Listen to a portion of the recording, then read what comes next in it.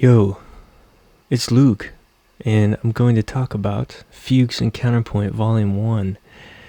Uh, this is a collection of Fugues and Counterpoint that I wrote a couple years back, and I was listening to them in the car the other day. Thought they were sweet, so I want to share them with everybody. I don't know if this angle,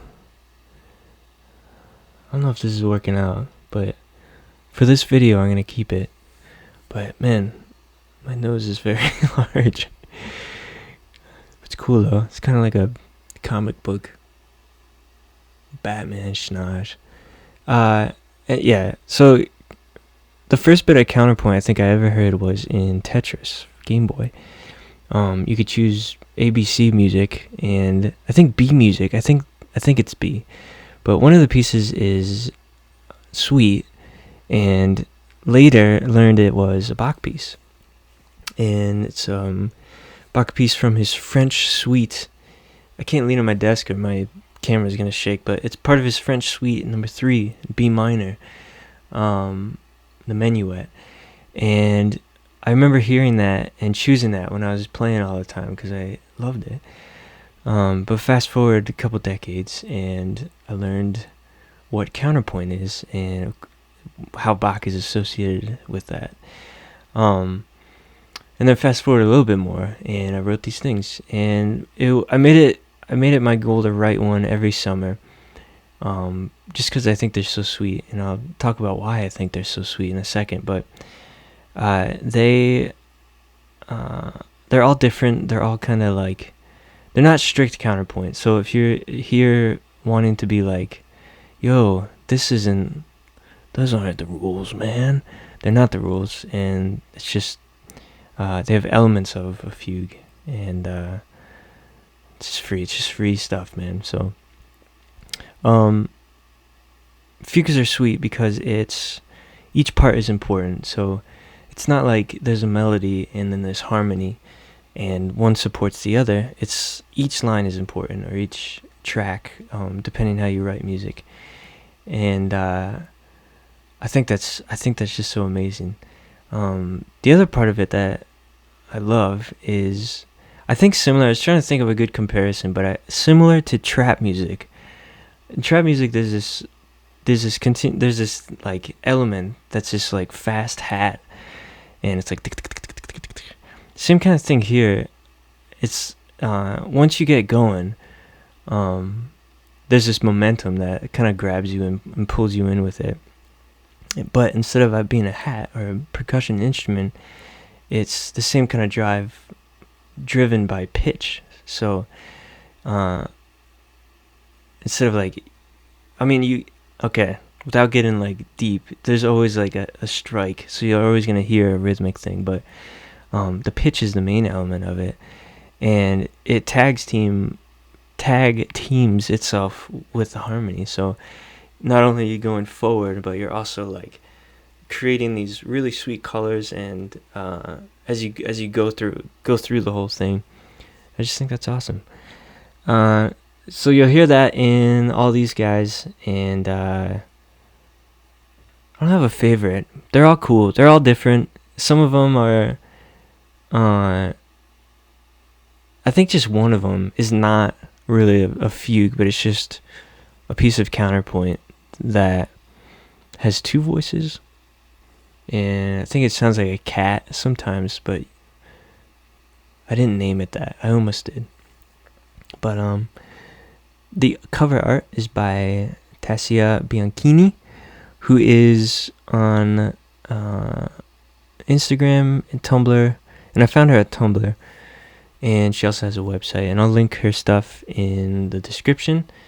And I think that art is just really cool because I think it represents what these are.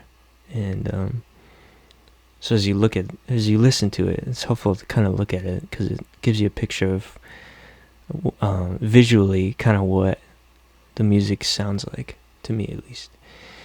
And that's it, man. I hope you like. If you don't like, I hope you enjoy. If you don't, I'm sorry.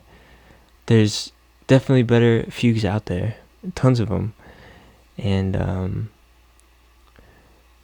I think I actually talk about it right now. I should have made a list, but some of the greatest fugues are, of course, by Senor Bach, but also Beethoven has a really sweet one in his Ninth Symphony, which everybody knows. There's